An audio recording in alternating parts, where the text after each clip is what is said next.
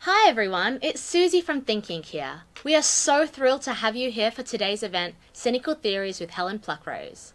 This event is presented by our friends Colette, led by the brave and brilliant Claire Lehman, who will be the host of today's show.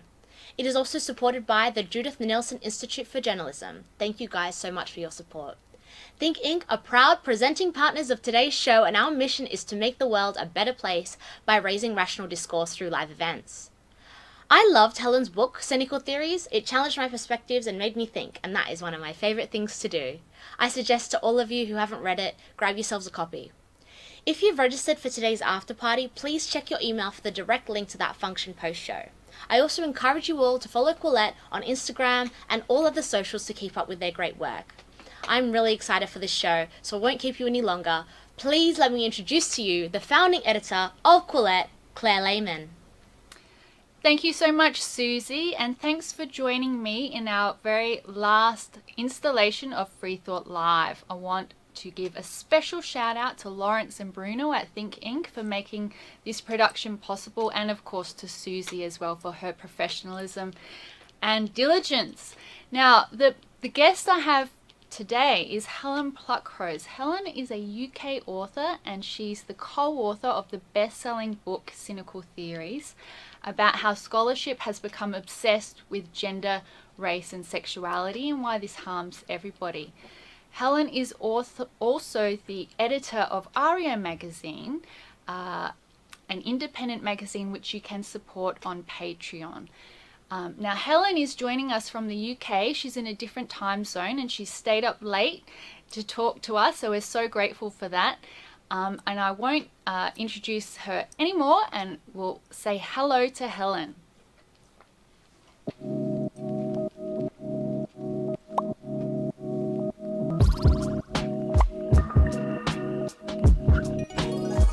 Hi Helen, thanks so much for joining us. Can you hear me, Helen? Yes, hello, thank you. It's lovely to see you. Yeah, you too. Thank you so much for joining us. I know it's late over in London. Are you in London or elsewhere in the UK? Just outside London. Yes. Yeah. Yeah. And how are you going with the lockdown over there at the moment? Yeah, it's all quite stressful. Everybody keeps getting ill all over the place. The schools keep closing and opening again, and businesses closing and opening again. But I think the same problem everywhere. Yeah, unfortunately. I noticed on social media this morning something popped up which made me think of your work, and I want to discuss it as perhaps an example of applied postmodernism, which is something that you talk about in your book. The CDC, the Center for Diseases Control in the United States, has put out guidelines for their use of the vaccine, the coronavirus vaccine, and they're advising that essential workers get the vaccine first, which is fair enough, but that essential workers, like a broad category of essential workers, get it before the elderly. And the reasoning given behind this, even in their guidelines explicitly given, is that the elderly are predominantly or disproportionately white. And I'm wondering if you would see this as an example of applied postmodernism or applied critical race theory. Well, here we go with the usual kind of problem. The race of individuals shouldn't have anything to do with whether or not they get a vaccine. For we know that Black and South Asian people here in the UK have been affected in greater numbers than white people. This is quite possibly because they live more likely to live in cities, likely to have larger families. But with the whole sort of racialization of the issue has made it very difficult for anybody to find out exactly why differences exist and then how to deal with them. Yes. And I think one of the reasons why it's difficult to really find out why is because, you know, it's almost taboo to conduct any research on the topic, and yet decisions are being made, as we see in America, along racialized categories. So it's a bit of a conundrum. Yeah, I mean, nothing really ever works better when you think in terms of power systems of race and identity, and you completely omit any empirical scholarship or consistent ethics, and that's what we're seeing a lot of at the moment. Now, going to your book, Cynical Theories, which was released earlier this year and has become a bestseller, I was really struck by the emphasis that you put on Foucault as being the sort of patron saint of wokeness, as opposed to some of the earlier critical theorists like Marcuse, who has been subject, you know, some people place the blame on him, for example. And I want to explore some of Foucault's ideas, because I think you're correct in that he has been incredibly influential, and he is the most cited scholar of all time, I believe. So for people who aren't familiar with Foucault, can you tell us who he is and what some of his most important ideas are? Okay, so a lot of people get very annoyed with me for blaming Foucault for all of this, but I can understand why in some ways, because his work was broad, but there are three main ideas of his that have been continued in the scholarship that has succeeded him. And this is his ideas about knowledge, power, and language. And that is precisely what we're seeing really sort of underlying almost everything in critical social justice, or wokeism as it's colloquially called. So there's this idea that knowledge is a product of power. What we assume to be true and the ways we go about discovering what is true operates in the service of the powerful, and these are understood to be straight white Western men. And they decide what is knowledge and what isn't knowledge. The knowledge of other people, like women and marginalized groups, minorities, and trans people, are neglected. And therefore, we need to have a variety of knowledges.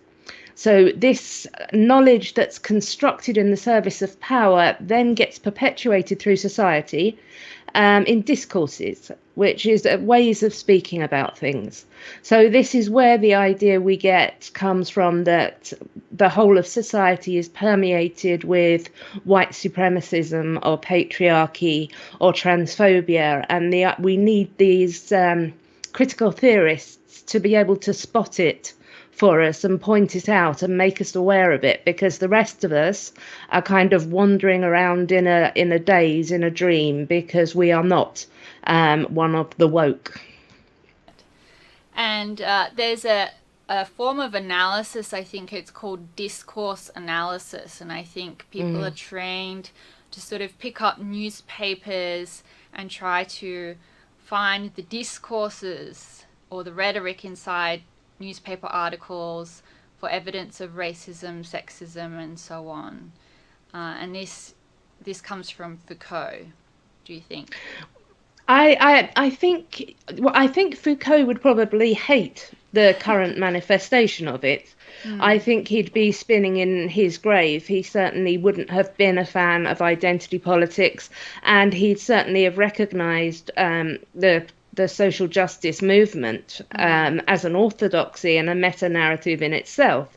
But yes, I think from all of the post-structuralist thinkers, Foucault is the one whose thought has sort of permeated everything through various different branches. You know, through post-colonialism, it entered America via Edward Said. In queer theory, it came from Butler, from Kosofsky-Sedgwick. And then we see it again in critical race theory, where we've got this link with intersectionality, which is defined as contemporary politics linked with postmodern theory. We're seeing a lot of Foucault's ideas connected to the radical left politics for which Marcuse and others certainly do bear some responsibility. But the idea of microaggressions, of bias, of unconscious bias, of discourses, the idea that racism is there in everything and we just have to spot it, this is very much more postmodern than the neo-Marxists or post-Marxists of the Frankfurt School. Would you say that Foucault was the first scholar to problematize biology and the sciences, or were the sciences treated with skepticism before Foucault? Well, I'm sure they were, and they always have been. I think anybody, anti-scientific and counter-enlightenment ideas are certainly not limited to postmodern thought. But Foucault is particularly influential here because of his look historically at sexuality and at madness. And there's some basis in there. We really have changed the way we see homosexuality. Yes. It was understood as a heinous sin for centuries. Then it was understood as a sexual disorder. Now it's just something some people are and everyone else needs to get over it. So we know that culture exists. We know that ideas change. But this is where the postmodernists and Foucault and the queer theorists in particular, I think, get extreme and neurotic, is where they don't recognize the changing attitudes towards sexuality as progress brought about by the development of a liberal society, but they just believe that because ideas have been oppressive before, they still are, and we still have to dismantle everything. It's very odd that the people who describe themselves as progressives are the ones who are least likely to believe in progress. Yes. Now, I think sexuality is a really interesting example of how postmodernism works, or the theory works, because I remember reading a book back in undergraduate studies called The Invention of Heterosexuality, and the thesis was that heterosexuality as a normative category didn't exist before the 19th century, which seems an absurd argument on its face, because obviously we are, Homo sapiens evolved, we've been a sexually reproducing species for hundreds of thousands, millions of years, but this theory puts an argument forward that heterosexuality didn't become normal until the 19th century. Would you say that that's like a classic example of postmodern scholarship? Well, the queer theorists, they certainly start in the 19th century. So they are looking at the early sexologists and the way that they medicalized sexuality. Yeah. They tend to start there and focus on a lot of the bad ideas, which is what happens when science begins to study something. It is generally coming into a field that has a lot of bad ideas, and if it works properly, it eradicates those ideas bit by bit. And I think this is what we have seen happen as empirical studies into sexuality have developed. But yes, this idea that heterosexuality as a construct of the 19th century is clearly nonsense. I was just reading about how masculinity was a construct of the 16th century, and the idea that we're not mostly heterosexual because we are a sexually reproducing species, and homosexuality is a natural variant on human sexuality is really just central to the whole sort of idea of queer theory, which is to break down all boundaries and to confuse and conflate everything. And you write in your book that confusion is actually a goal of queer theory. Yeah, the queer theory is the one which has remained most purely post-structuralist or postmodern. So in structuralism and in modern times, we have put things into categories. So what queer theory wants to do is break down those categories. There is no such thing as man and woman. There's no such thing as masculine and feminine or gay and straight. These are all constructs. They're performed. We've been put into those categories. And the way to liberate people who don't fit into those categories is to eliminate the categories. And this is why queer has become a verb now. So to queer something is to break down the categories in which it's understood to exist and try and understand it in a different way. So this is why we often see queer theorists sort of looking at humans as though they're aliens who have never encountered a sexually reproducing species before and are trying to work out how it all works. And it's assumed that anything that is normative is somehow bad. Why did normative get conflated with bad, do you think? I think because, humans, we do tend to see outsiders as somewhat suspicious. For a long time, being left-handed was regarded as suspicious. So there's always this kernel of truth in there. But of course, the liberal approach to things would say, well, there are norms. There always are norms. We don't need to break down all norms to accept that there are a large number of people who don't fit those norms. We just need to accept that humans vary. Yes. And sexuality is an interesting example because, I think there is some research that shows that acceptance of homosexuality correlates with, or came about as people accepted that it was a natural variant. People were born homosexual. It's not a choice. And so a biological explanation can promote tolerance and acceptance, but the queer theorists reject biological explanations. So paradoxically, they may be rejecting explanations that would promote tolerance. Well, I think, we see this quite often. We see a sort of similarity between a socially conservative idea and a critical social justice idea. And this is the idea that sexuality is a lifestyle choice. Is one of those. So it does help if we understand that sexuality isn't generally a choice. I mean, if it were to be a choice, it would be still a morally neutral one. But the overwhelming evidence suggests that it isn't a choice, and the testimony of gay men and lesbians also tell us it isn't a choice. And queer theorists, I'm just getting stuck on queer theory because earlier this week I wrote an article about gender dysphoria in kids, and it strikes me that the concept of non-binary must come directly from queer theory. Would this be correct?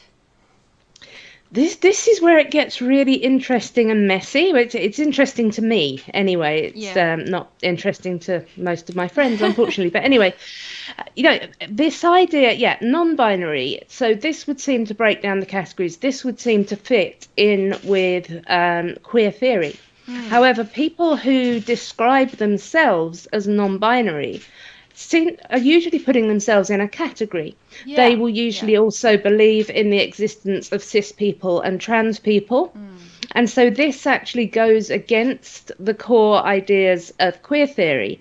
And this is because trans activism, as we see it at the moment, and some of the more sort of unusual sexualities or gender identities that are proliferating at the moment, they come from a really sort of unholy mix of queer theory, which wants to break down all categories, and intersectional feminism, which wants to assert the reification, the reality of category groups.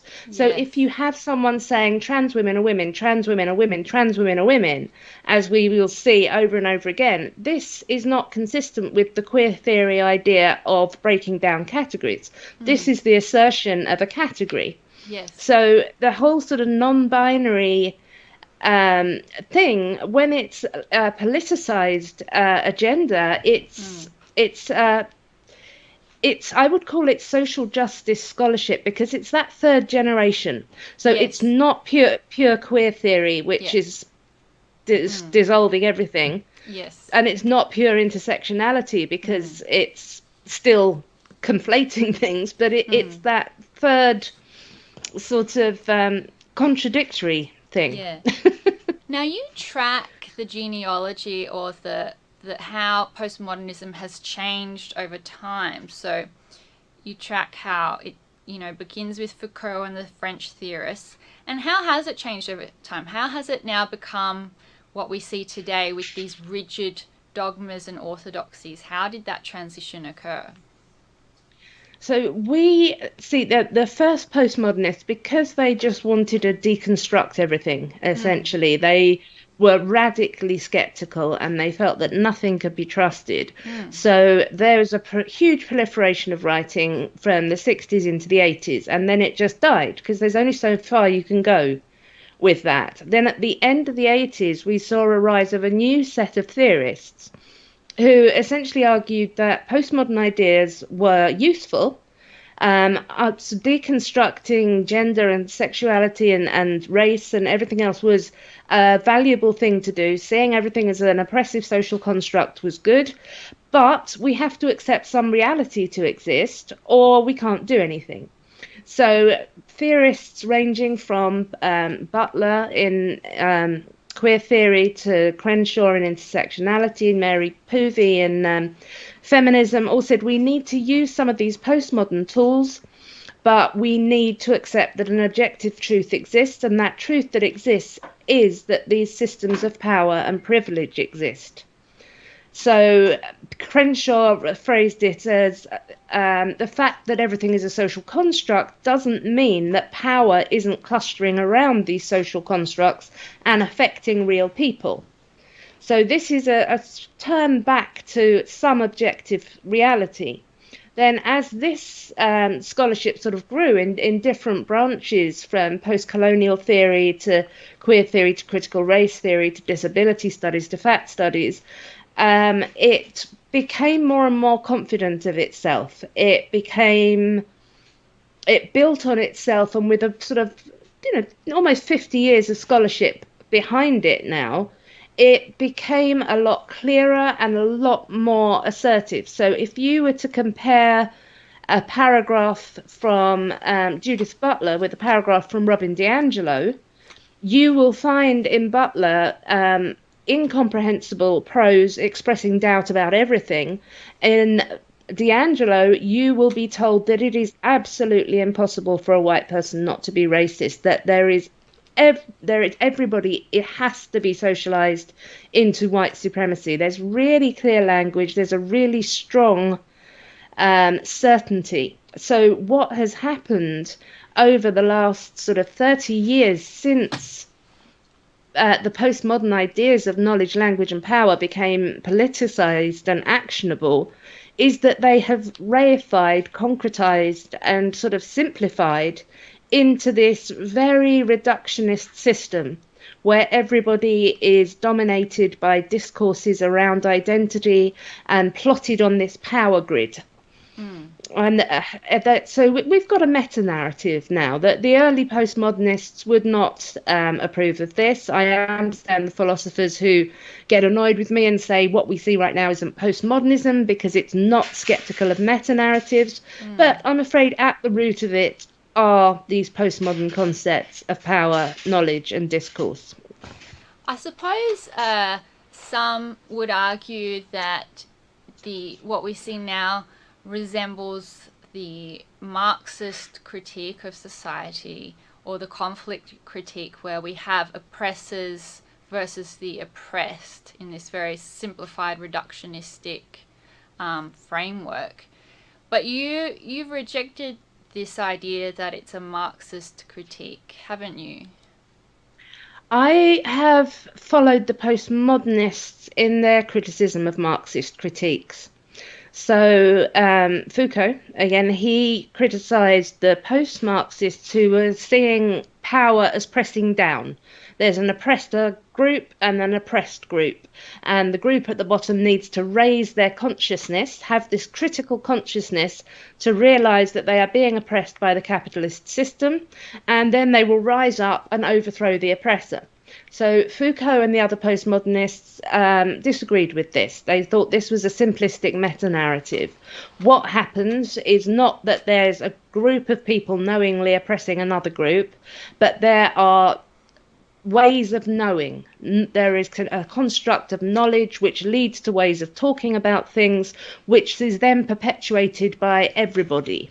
So this is why we will see activists, they may leap on the words of the President of the United States or somebody with 3 followers on Twitter, because whoever they are, they're speaking into this discourse. Yeah. So the people who need to raise their consciousness in the postmodern idea are the privileged. We are the ones who are blind and can't see things. No, that makes sense to me. So it's not in the United States, for example, it's not like white people are pressing down like a weight. It's that whiteness exists and it's everywhere, and we're sort of swimming in water. We're like fish swimming in water, and there's this whiteness that's this sort of amorphous force in society, and it makes society white supremacist. And this comes from Foucault's understanding of discourses and power. Is that Yes. how you that makes so sense. The Marxists, he believed in philosophy. He thought philosophy would free the proletariat. So he believed in the ability to argue for something, to raise consciousness. He believed in dialectic, so he believed in dialogue. The postmodernists don't. They believe that discourses will just get repeated and repeated, and so their descendants want to shut down conversation rather than make arguments or measure ideas against each other. They don't think that is a thing that can ever actually work.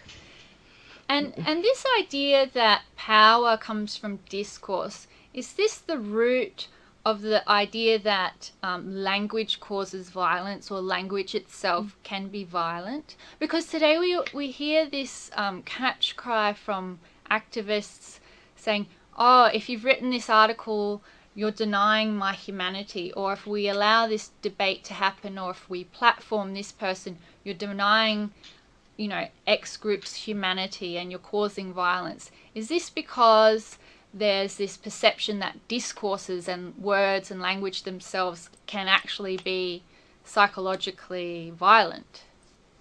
Yes, I mean, this is if you were to search discursive violence, epistemic violence, then you'll find a whole body of scholarship on how our systems of knowledge and the way we talk about things create violent outcomes for certain groups in society. So the clearest option, the clearest sort of example of this is, of course, if you don't accept that trans women are straightforwardly women, then you are encouraging a hostile environment in which trans women commit suicide or are murdered.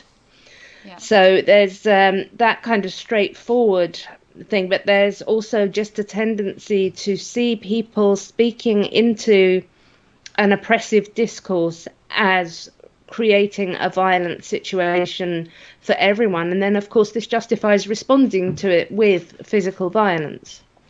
And is this concept of epistemic violence or discursive violence relatively recent or new? Because when I was at university and I came into contact with postmodernism, I'd never heard of it. And it seems to me like it must have cropped up in the last 5 years or so.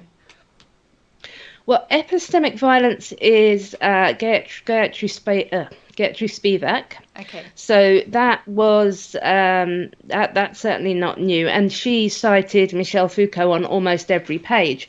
But your recognition that this has just really sort of exploded in the last 5 years is spot on, because this is when the discipline of feminist epistemology, critical race epistemology, has really taken off. And in our book, we put it in the same chapter as social justice scholarship, because it's the final stage. I think it's the stage we're at now, where everything is about the knowledge that is owned by the powerful and the knowledge that is denied to the marginalized. So the language around epistemology has just really proliferated in the last 5 to 10 years, but particularly the last 5 years. So we hear epistemic exploitation is when you ask someone to explain their experiences of oppression, but epistemic oppression is when you don't ask them to. So there's this. There isn't a right way to do this. If you can erase people, you can exploit them. There's even I think epistemic death. Well, that one is Jose Medina, and that comes about when people are so misunderstood that they cease to believe in themselves as having a life, as being a real person. It's there's a massive amount of scholarship around it now. So from a philosophical point of view, there's a lot of weight being given to language. It's like the world entirely exists through language. Would that be an exaggeration? No, I think this is a pretty typical human thing. We are always neurotic about language. I mean, laws about heresy and blasphemy go back. The idea that we should be able to freely exchange ideas, it's what's new and what's weird. So the postmodernists and the social justice scholars and activists, they seem to think that they're being new and radical when they're being so neurotic about language, but in reality they're tapping into a very human instinct to try to control what other people are allowed to think and say. That's a tremendous insight, and I had not thought of it that way. And is that insight gained from your medieval history study? So can you briefly tell us about what you studied before you got into postmodernism? Yeah, I looked at the ways in which women used the Christian narrative to sort of gain authority and autonomy for themselves. So I looked at that before and after the Reformation in England. I was interested in how Catholics and how Protestants differed in the way that they allowed women to actually have a voice in a time in which genuinely was patriarchal. So there's you can see certainly a lot of patterns that work in the same way. So we know, of course, that people weren't allowed not to be Christian for quite a lot of English history. So this sort of authoritarian, sort of for your own good attitude, I think it's really quite central to humans. The belief that if you allow people to express heresy, you will damn souls. So you are, by cancelling them, by killing them, or by removing them from society, you are doing something good and you are protecting people, you are keeping them safe. And we certainly see echoes of that in the social justice idea. If somebody says something which is seen to be damaging and their career is utterly destroyed or damaged, it's a just response because it's preventing them from reinforcing this harmful narrative that is, literally killing people, as they would say. So it's a tendency of humans to want to police each other's language and to enforce purity and conformity. But we had this marvelous period, and we're meant to still be living through a marvelous period of enlightenment and modernity. Can you explain from a historical point of view how the Enlightenment, liberalism, and modernity differentiate from that more medieval period of history, and what's unique and different and what's worth preserving about the modern period? Okay, this is where philosophers are going to accuse me of being hugely simplistic, but I'm just going to have to. Sure. But yeah, so we so in pre-modern times, there, the idea of knowledge was that it came from divine revelation. The idea of language was that it should be monitored and that people must believe the right thing. There was confession, there was catechism. And the idea of power is that there is just power, and that comes from the church and from the state, and everybody has their place and they have to act in within their role. So the idea that sort of gradually developed very imperfectly over the modern period was the idea of the individual who could assess ideas for him or herself. So, of course, the Reformation played into this a lot, where everybody was supposed to read the Bible and interpret it for themselves. Had the Renaissance, where there's the idea of the many-sided person who could relate to ancient Hebrews or ancient Greeks, but was an individual. And as we've sort of gone through gradually developing these liberal ideas, and the idea of liberalism itself, of course, kind of solidified with the likes of John Stuart Mill and Mary Wollstonecraft. But the idea of it that we should actually all have our right to express ideas, and not only should this be an individual right, but that it actually advances knowledge. So Milton argued for this in Areopagitica. Now, sort of 400 years ago, obviously he didn't extend this freedom of speech to Catholics and atheists, but the argument that he made was that this is how it is better to be wrong for the right reasons, for having looked at things and assessed them yourself, than just being right because you believe what you've been told to believe. So this sort of idea of knowledge as something that can be obtained by study, by thought, and it can be argued out, is something that developed very gradually, but it came into a real sort of culmination between the 60s and the 80s, was when we saw these ideas, liberal ideas, extended to everybody. So before this, we had this idea that everybody was an individual and everybody was equal, but that didn't actually include black people, women, or gays. So the 60s to the 80s, we saw the civil rights movement, we saw gay pride, we saw liberal feminism, and the fall of colonialism and the end of Jim Crow. So these were huge, huge developments, and this is part of what started the postmodern phase, because there was just disillusionment with how many centuries have we been oppressing people when we thought ourselves to be liberal and inclusive.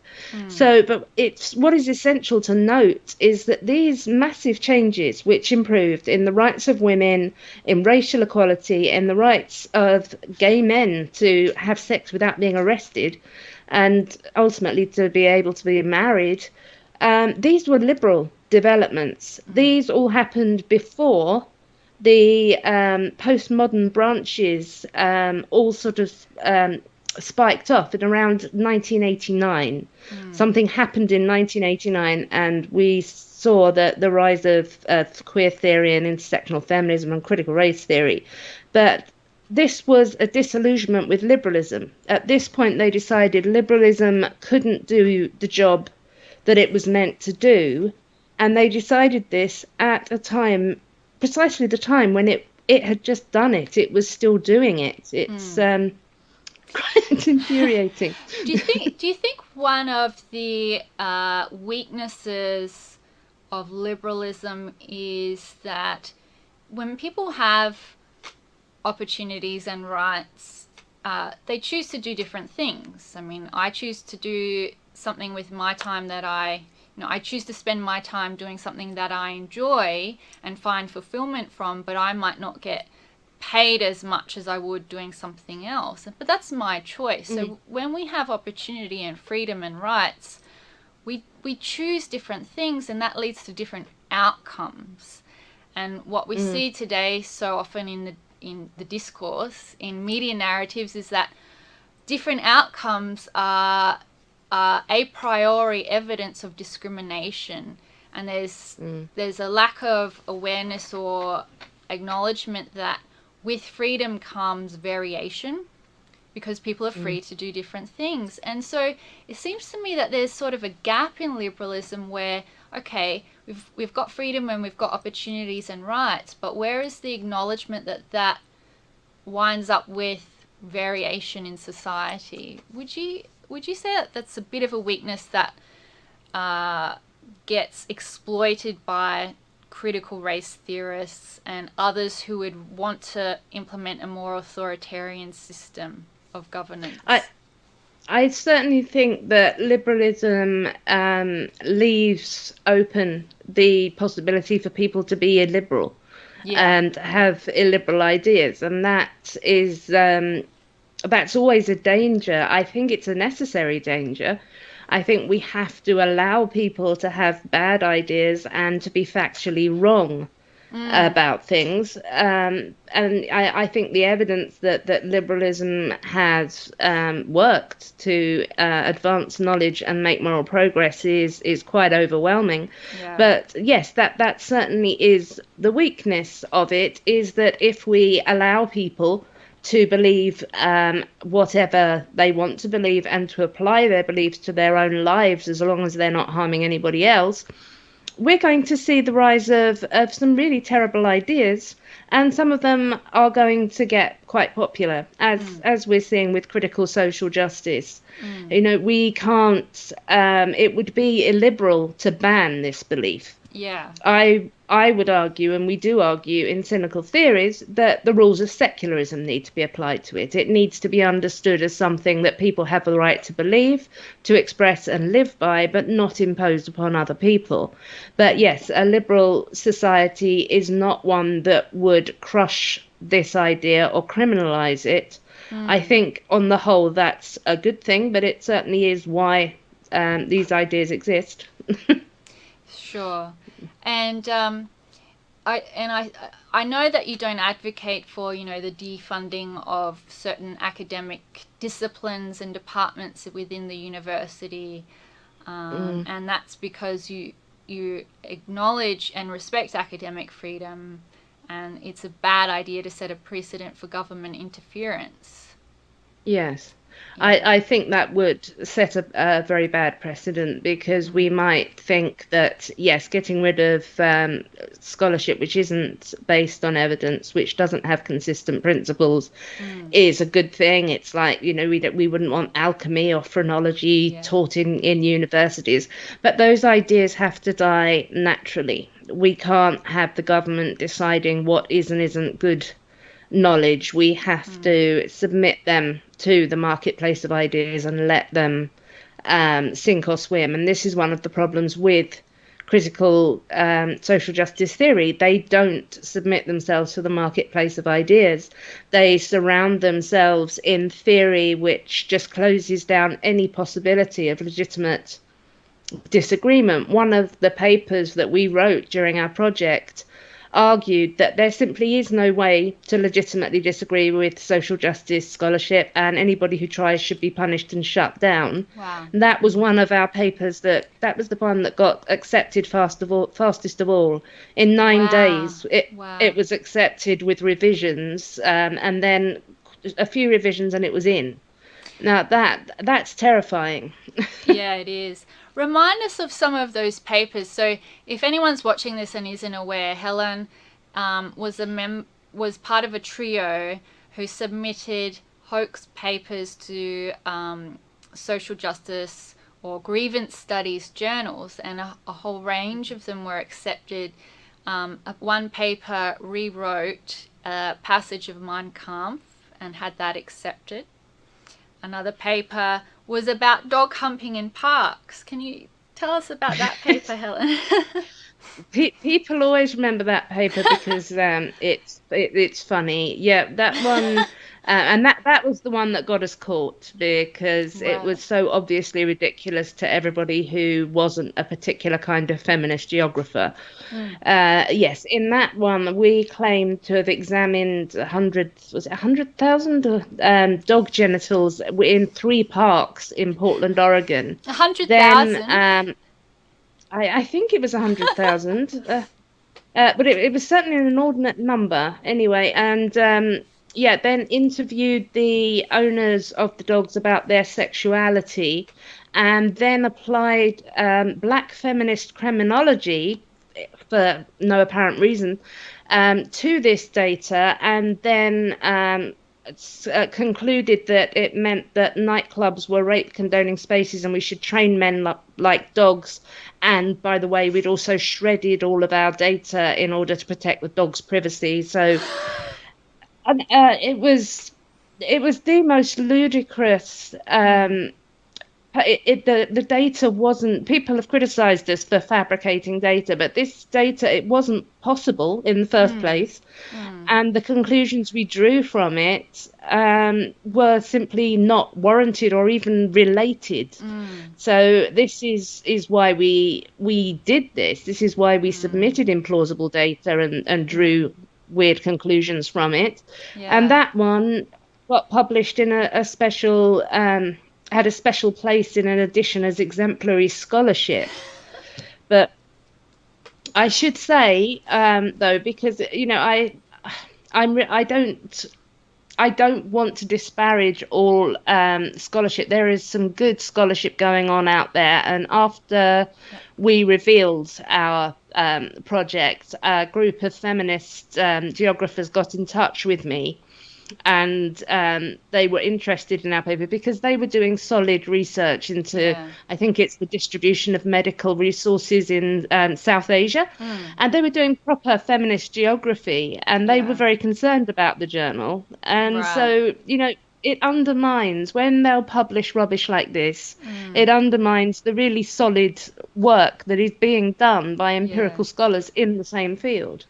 That's a really important point, Helen, because we're often quick to write off the humanities. Well, I know I've written off the humanities, as irrelevant or full of these nonsense ideas. But there are very good scholars doing very good research in the humanities, and there's a lot of people doing empirical research and it's really sad that these people doing important and valuable research are getting sort of caught up or lumped in with this nonsense research.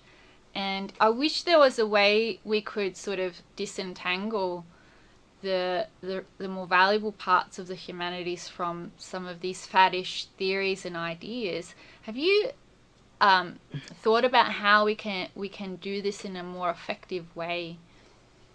Well, this was one of the aims of our project, and I'm tentatively encourage that something like this is happening, because this kind of problem can happen in any field. But when the Wakefield paper was published, wrongly linking vaccines with autism, there was a method there for the paper to be criticized, for the problems to be shown, for it to be removed.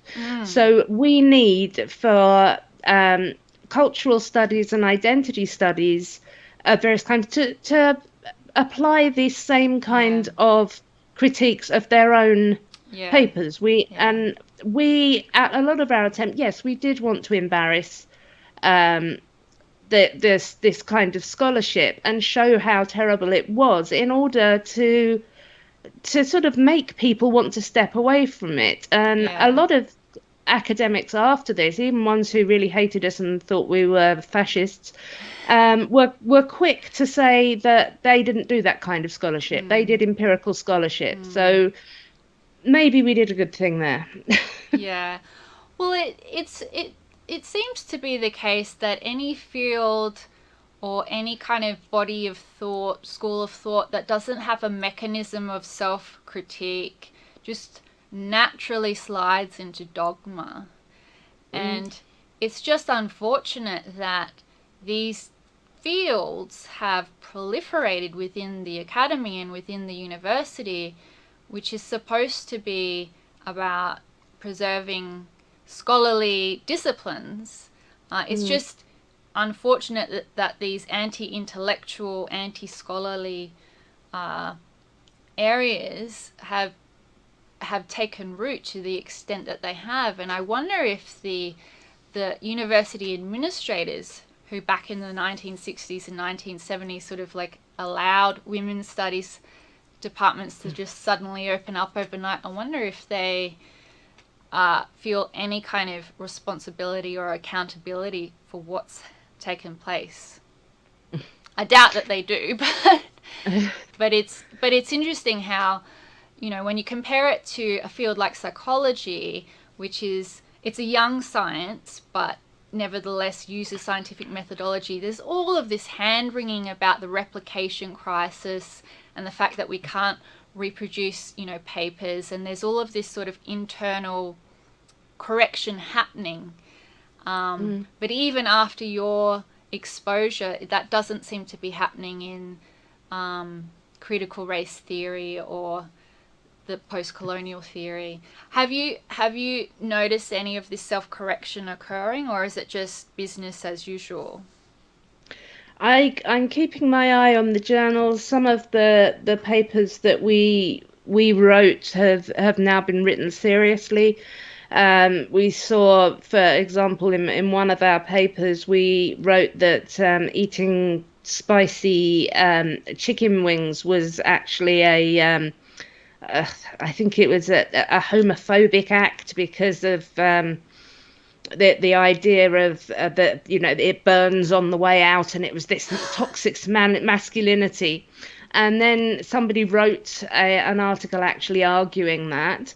And then recently somebody wrote an article arguing that anal penetration with sex toys could help men deal with their toxic masculinity, which is another paper that we actually got published quite seriously. And so, no, I think the nonsense is still going on, but I think the general public is more aware of it now. And I think because it is becoming authoritarian, because it's becoming enforced on people in their places of work, in their children's schools, they're less inclined to tolerate it. And what I want to happen is for them to push this back from a liberal perspective. My worry is not that it's going to win. I don't think it can.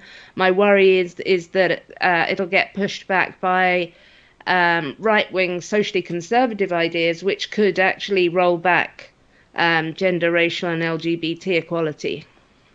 So a populist backlash, a right-wing populist backlash.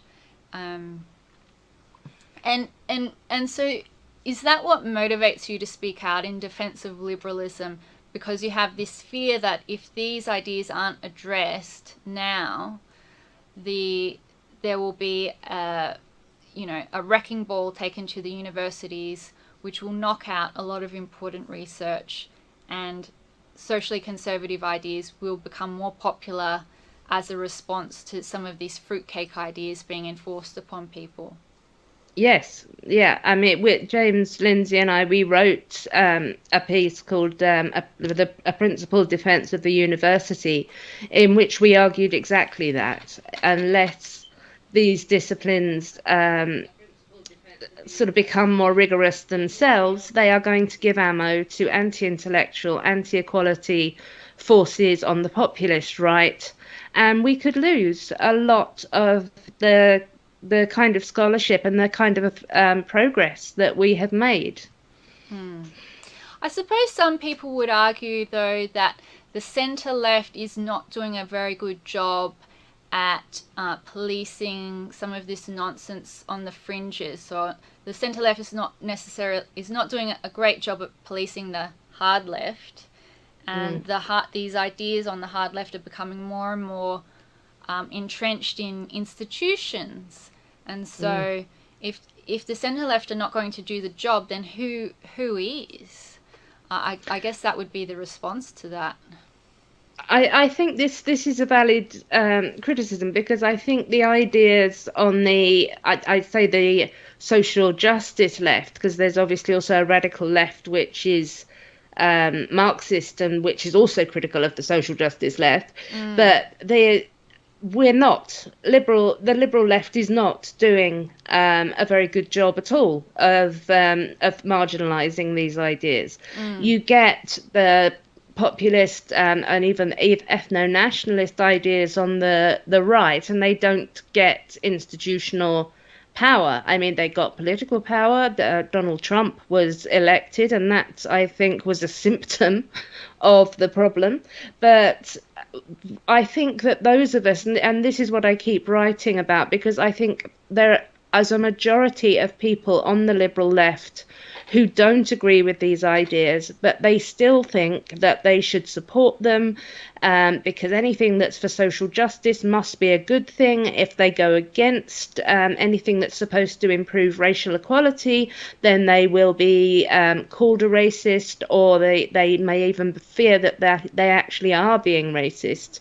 And so there isn't a strong enough understanding of how these ideas work to get the liberal left to really push them out. And that's one of the reasons that we wrote the book. We want liberals to be confident enough to argue with these ideas without feeling like they'll be accused of being, or caring that they'll be wrongly accused of being racist if they have liberal anti-racist ideas. Yeah, I think one of the traps is that today's activists who are from a critical social justice perspective, they trade on the prestige of the civil rights movement, and they often use the same language, but the ideas and how they're enforced are at odds with the liberalism, the Enlightenment liberalism of the civil rights movement, and getting that across is proving to be difficult. But you're doing a good job of it so far. Well, thank you. I mean, this is a thing which shouldn't be difficult, because critical race theory, for example, it differentiates itself very clearly from civil rights discourse. So it critiques liberalism, it critiques the civil rights movement as being too universalist. It wants to overturn liberalism entirely. And it puts itself in direct opposition to the thought of people like Martin Luther King, and really quite explicitly. But people don't tend to see this. They tend to think that it must be, because it's looking at the same issues, it must be the next generation of liberal advances, and they don't see it as a repudiation of those advances, which it is in many ways. Now, we're running out of time, Helen, and I just want you to, you don't have to, but if you want to plug the new organisation that you've been building, Feel free to let us know more about it. Yeah, so at some point in the next few weeks, hopefully we will be properly launching Counterweight. Counterweight has been operating as a Discord server for a good 6 months, nearly 6 months now. And this is for people who are having problems at work or at their children's school with critical social justice ideas being imposed on them. So we're there for individuals. We're particularly focused on those who aren't academics, who may not be accustomed to writing their views, defending their views, but, just average people who are trying to do their job and are getting suddenly diversity trained into things that they don't believe are true or ethical. So we've had a lot of success. People will come in, we will look at their case individually, we will guide them to resources or help them write a letter or practice a conversation they want to have. And we've had quite a lot of luck, or not good fortune or success, I would say.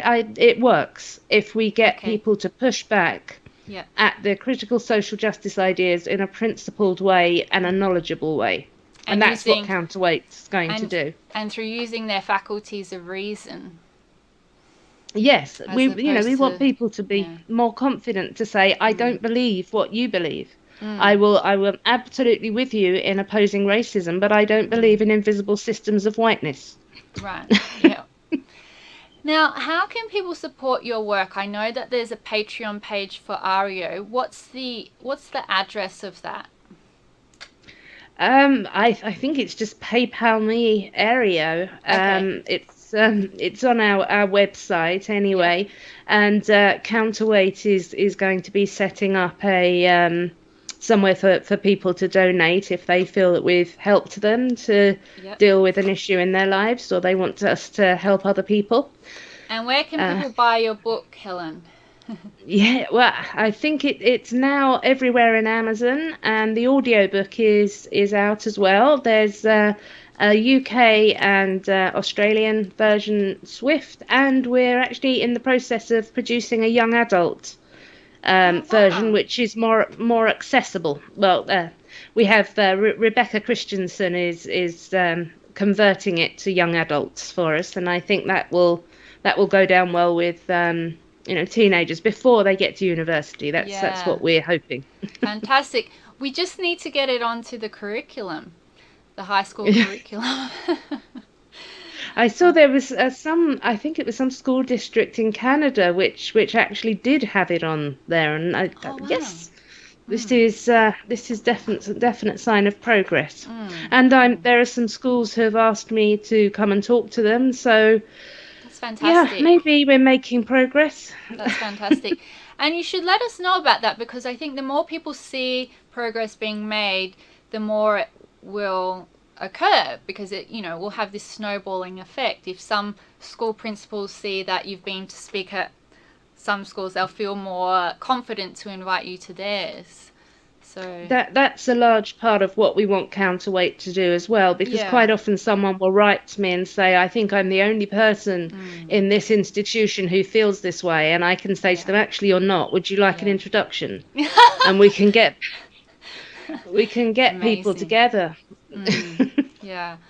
Well, thank you so much for joining us, Helen. I know it's late where you are, and I really appreciate you taking the time to talk about some of these obscure yet highly influential academic concepts and talking about your book and your work. It's extremely important work, and I hope people can look up our Areo and support the work that you do. And I just want to thank you for writing Cynical Theories and for taking such a deep dive into this scholarship, which many people find tedious and impenetrable, but it needs to be discussed and deconstructed. So thanks again, Helen, for taking the time. Thank you very much for giving me the space to talk yet more about it. All right, Helen, take it easy and stay warm.